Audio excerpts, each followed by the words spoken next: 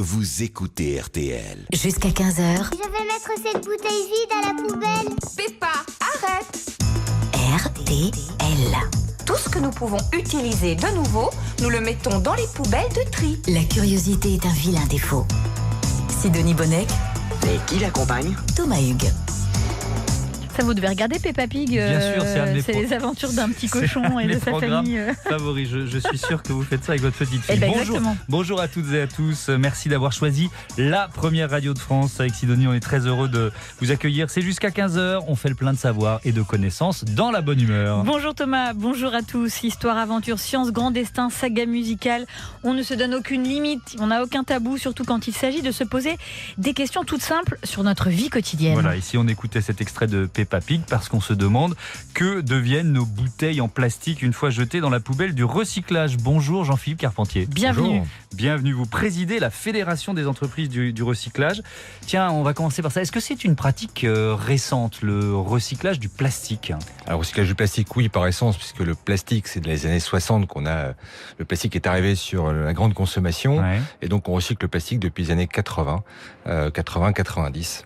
Et ça a évidemment progressé. Vous allez nous raconter ça au balbutiement du recyclage du plastique, parce qu'on a décidé de se concentrer sur une matière, parce que le recyclage des déchets en général c'est très très vaste. Donc on va vraiment parler essentiellement du plastique. Au balbutiement de ce recyclage particulier, on en fait quoi du plastique recyclé ? Ça devient quoi ? Oui, alors au début, on a récupéré le plastique, parce que le plastique vient essentiellement du pétrole. Comme vous le savez, Oui. le pétrole, c'est une valeur énergétique, et donc on récupérait le plastique pour le valoriser énergétiquement, et donc pour en faire une source d'énergie.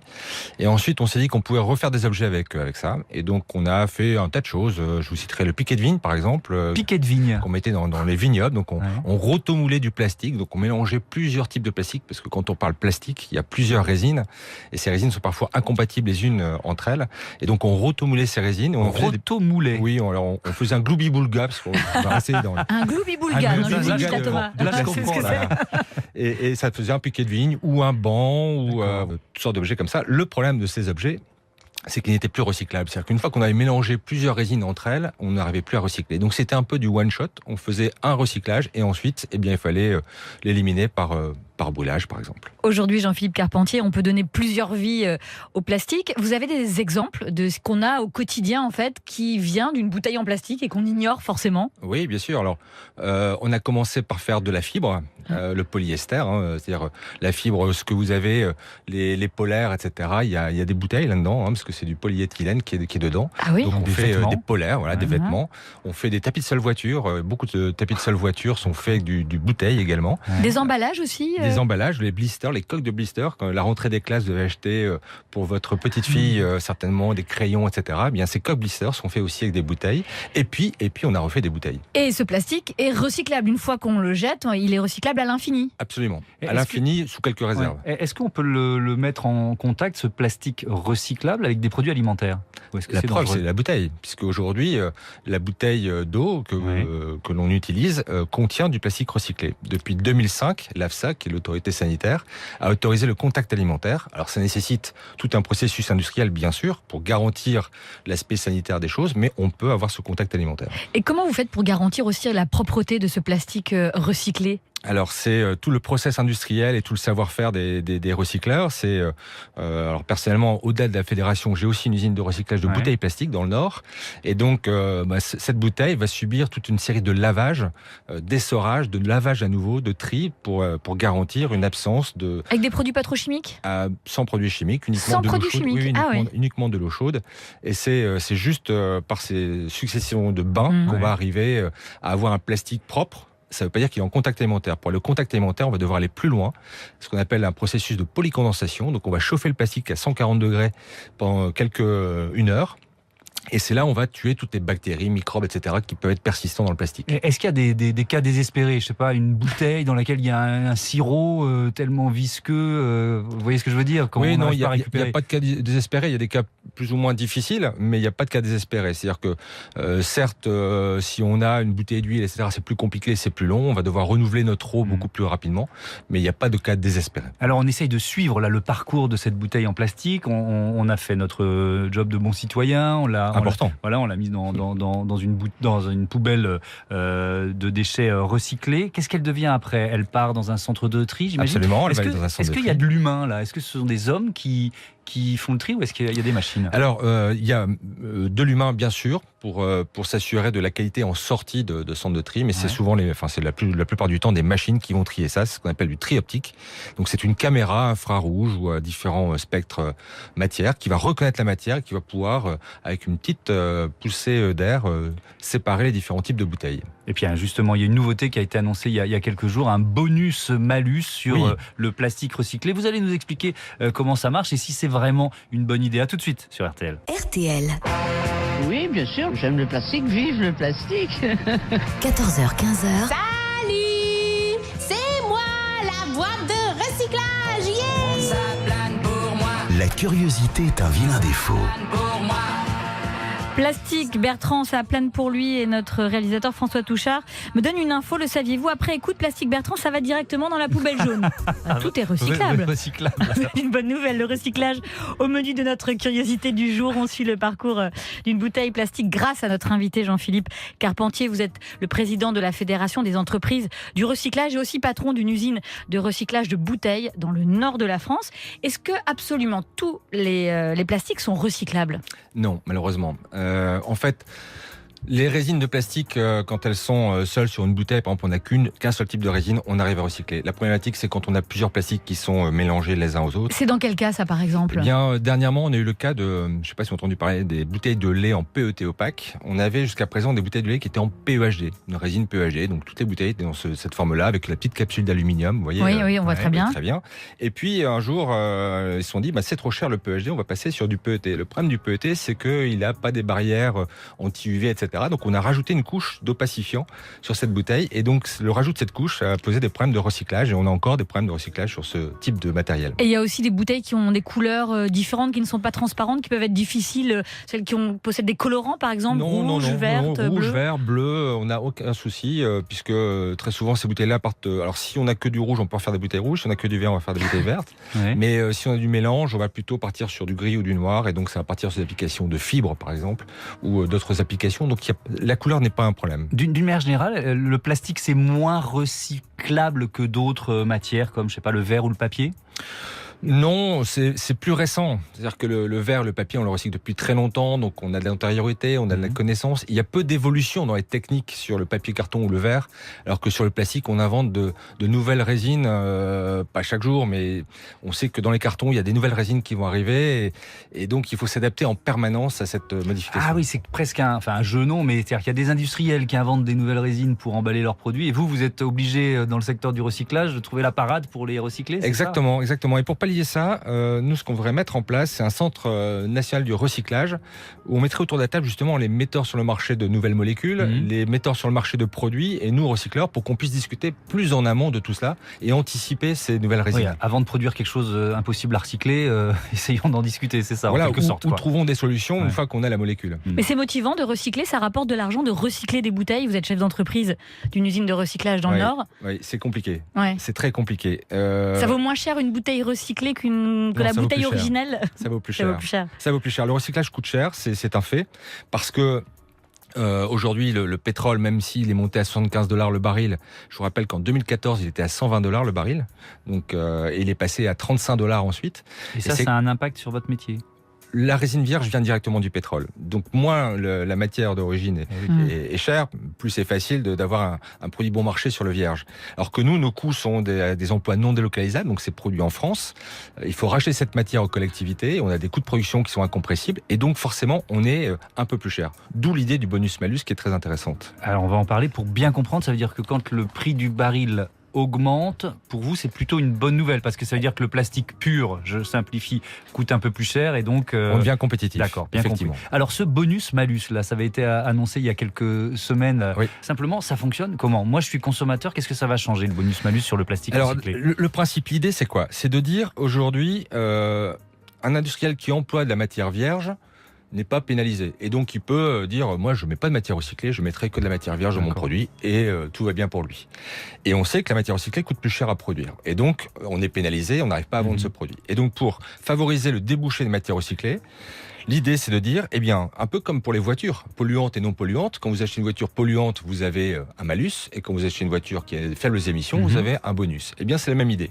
Si l'industriel prend l'engagement de mettre de la matière recyclée dans son produit, on va lui donner un bonus sur son prix de vente, qui va lui permettre de diminuer son prix de vente et donc d'être plus performant, plus compétitif que celui qui va mettre que de la matière vierge, qui aura lui un malus et il verra son prix de vente augmenter jusqu'à 10% de son prix initial. Et nous, au supermarché, quand on fait nos courses, ça a quelles conséquences ? Vous verrez un écart de prix, normalement qui devrait faire la différence, et donc qui doit vous inciter à aller plutôt vers le produit recyclé. La deuxième bonne chose, ce serait de mettre en place un vrai logo pour indiquer que ce produit, 1, contient de la matière recyclée, et 2, qu'il est recyclable. Donc ça, c'est encore du boulot que vous avez... C'est encore du pain sur la planche. Oui, Jean-Philippe Carpentier, on a laissé notre bouteille de plastique là au centre de tri. Elle est nettoyée, vous nous expliquez, à base de bain chaud. Il n'y a pas de produits chimiques, en tout cas dans votre usine. Je ne sais pas dans les autres usines. Et après, qu'est-ce qui lui arrive à ce plastique ? Il est fondu, malaxé ? Oui, alors il va arriver chez l'industriel sous forme soit de paillettes, c'est le cas pour la fibre notamment. On va donc c'est du faire flex, le polyester, comme les cornflakes, voilà, des petits flex comme ça. Soit on va le fondre pour l'extruder, donc on va en faire des longs spaghettis qu'on va couper en petits morceaux. Ça va faire des granulés et ces granulés vont être réinjectés dans le processus industriel comme les granulés de matière vierge, de la même façon. Bon, alors on est nombreux à essayer de bien recycler nos déchets. Évidemment, c'est pas encore assez. Parfois, on est un peu paumé. Les poubelles sont pas toujours de la même couleur. Vous allez nous guider dans un instant, promis, pour qu'on soit de bons citoyens. À tout de suite sur RTL. RTL. De 14h à 15h, La curiosité est un vilain défaut. avec Sidonie Bonnec et Thomas Hugues. Que deviennent nos déchets plastiques ? Comment sont-ils recyclés ? C'est le premier thème de notre curiosité du jour. Et pour nous guider dans les coulisses de ce recyclage, de ce secteur, Jean-Philippe Carpentier, qui préside la Fédération des entreprises de recyclage et qui est aussi patron d'une entreprise dans le Nord. On rigolait en écoutant Kool and the Gang parce que les petites bouteilles plastiques qu'on a dans notre studio, vous les avez reconnues au premier coup d'œil alors qu'on a retiré les marques. Ce sont les vôtres, c'est ça ? Oui, alors il y a 2 signes dinctifs. Il y a du plastique recyclé dedans, je le vois rien qu'à l'œil. Pourquoi ? Parce que c'est tout. Elle est toute moelleuse, la boîte, la bouteille. On peut pas non, le d'accord. voir. Elle est moins rigide que les autres. Oui, mais alors ça, c'est la marque qui veut ça. C'est-à-dire qu'ils ont travaillé sur la forme, ils ont travaillé sur le poids, ils ont travaillé sur... Et donc, la contrepartie, c'est qu'elle est un peu moins rigide que les autres, mais elle a surtout un bouchon qui est solidaire de la bouteille et qui évite de retrouver les bouchons un peu partout dans la nature. C'est pour ça. Et donc, dans les tortues, etc. Donc, c'est une directive européenne qui va nous tomber dessus d'ici 1 an ou 2, mais ils ont anticipé cette directive pour avoir un bouchon solidaire sur la bouteille. Eh ben voilà, je saurais pourquoi ces bouchons sont apparus. Merci beaucoup, Jean-Michel Carpentier. Et alors, vous allez peut-être pouvoir nous aider à comprendre pourquoi les poubelles jaunes ne sont pas jaunes partout. Parce que moi, peut-être votre vue, non, merci Sidonie, ça fait toujours plaisir. Dans mon coin, tant qu'elle ne me traite pas de vieux papier recyclé. Je n'avais pas celle-là, c'est dommage. Elle est bien, bon, donc chez moi, elles sont jaunes, les poubelles dans lesquelles on met carton, plastique et pas dans toutes les villes de France. Oui, c'est vrai, parfois elles sont bleues, parfois elles sont bordeaux. Là, c'est le pastel de couleurs. Et en fait, ce qui s'est passé, c'est lors de la mise en place des camballages en 1992, il n'y a pas eu de préconisation auprès des collectivités pour avoir une couleur uniforme en France. Et donc, chaque collectivité, en fonction de ses goûts ou ses mauvais goûts, a mis en place une poubelle d'une couleur différente. Du coup, quand on est en vacances ou quand on voyage, on s'y perd, quoi. Oui, et on a même, alors la couleur c'est une chose, mais parfois on a des consignes de tri qui sont différentes aussi d'une commune à l'autre. Par exemple, alors chez moi sur l'île, par exemple, on met le verre avec l'ensemble des corps creux, donc c'est avec l'ensemble des bouteilles, etc. Le verre est mélangé. À d'autres endroits, vous allez mettre plutôt les journaux, revues, magazines d'un côté et les bouteilles de l'autre, etc. Et donc, ce changement aussi de consigne d'une ville à l'autre, quand vous allez en vacances, vous avez du mal à vous y retrouver. Pourquoi il n'y a pas des directives nationales ? C'est quand même pas compliqué, alors, ou européennes même. Exactement. Donc ça arrive pour essayer de mettre en place une chose un peu plus uniforme. Et en fait, on va mettre ça en place au travers d'extensions et consignes de tri. C'est-à-dire que bientôt, tous les plastiques, quels qu'ils soient, la barquette de beurre, le pot de yaourt, la compote de pommes, etc., pourront aller dans le bac recyclage, alors qu'aujourd'hui, on dit non, surtout pas. Alors, il y a un logo qui montre quand même qu'un objet est recyclé aujourd'hui, un logo qu'on retrouve un peu partout ? Non. Il y en a un qui ressemble à un ruban. Alors il y a la boucle de Moebius qui donne en fait un indice sur avec un petit chiffre à l'intérieur qui donne un indice sur le type de résine qui est utilisé dans le produit. Donc si vous avez la boucle avec le 1, c'est du PET par exemple. Mais autrement, vous retrouvez le logo d'éco-emballage qui est le logo vert sur les bouteilles qui dit simplement que l'entreprise a cotisé avec éco-emballage et qu'elle est en règle avec le Trésor en gros. Mais il n'y a pas aujourd'hui d'information vis-à-vis du consommateur pour dire ce produit contient des matières recyclées ou ce produit est recyclable. Jean-Philippe Carpentier, quand on s'apprête à trier sa bouteille de lait, vous évoquiez une bouteille de lait ou une gourde de compote, est-ce qu'on doit forcément la rincer avant de le mettre dans le bac de tri, ou on peut une fois qu'elle est terminée, à moins qu'il y ait encore la moitié du lait dedans, on peut la jeter? Oui, j'aimerais pas voir l'état de votre poubelle, mais après c'est comme vous voulez, mais si vous voulez que votre poubelle soit propre, rincez-la un peu. Après, pour nous, ça nous dérange pas, puisqu'encore une fois, ça va passer dans des bains, etc. Donc, parce que les gourdes de compote, c'est dur à nettoyer quand même. Hein. Oui, c'est compliqué. Je voudrais pas me plaindre, mais... Faut mettre un entonnoir. Les process industriels intègrent le fait qu'il y ait des résidus de matière liquide ou solide dans les contenants. J'ai lu que les brosses à dents n'étaient pas recyclables. Est-ce que c'est vrai ça? Mais oui, parce que d'abord, les brosses à dents, les pailles, etc. C'est-à-dire que la problématique, c'est que sur une brosse à dents, on a déjà 2 types de plastique. Et ensuite... Mélangés? Oui. D'accord. On a le poil et... oui. Comment vos brosses à dents? Non, ça suffit. Je pensais à moins qu'il n'y ait plus de poil sur votre brosse à dents. C'était ça la laine. Plus sérieusement, il y a un autre problème, c'est que, en fait, techniquement, c'est assez complexe. Économiquement, c'est très cher. Ouais. Et en fait, on a des problèmes de massification. C'est-à-dire qu'aujourd'hui, les bouteilles, on a à peu près 200 000 tonnes de bouteilles qui arrivent en recyclage sur 400 000 tonnes mises sur le marché. Donc, on ne récupère qu'une sur 2 quand même. Mais il y a quand même 200 000 tonnes. Les brosses à dents ou les pailles, on n'a pas encore suffisamment de massification pour pouvoir avoir des débouchés économiquement viables. Il y a l'enjeu économique, on en a parlé, mais il y a un impact sur l'environnement qui est crucial. C'est quoi l'impact de votre secteur du recyclage sur l'environnement?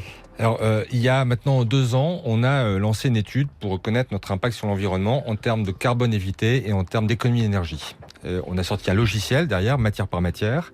Et pour vous donner les grands chiffres, sur l'ensemble des matières recyclées, donc 100 millions de tonnes en France, si on retire les déchets bâtiments, on est à 40 millions, déchets bâtiments et bois. Mais bon, sur 40 millions de tonnes, c'est 22 millions de tonnes de CO2 évitées. 22 millions de tonnes de CO2 évitées, c'est l'ensemble du trafic aérien français. Voilà, donc on évite 22 millions de tonnes. Donc c'est pas négligeable, c'est 5% des émissions carbone françaises.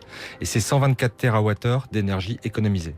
Et 124 TWh, c'est 18 réacteurs nucléaires. Donc, si on veut sortir du nucléaire, eh bien, il faut mettre un peu plus de recyclé. Nous, avec ma femme, on est écologique maintenant. Ça y est, on a commencé par faire le tri sélectif.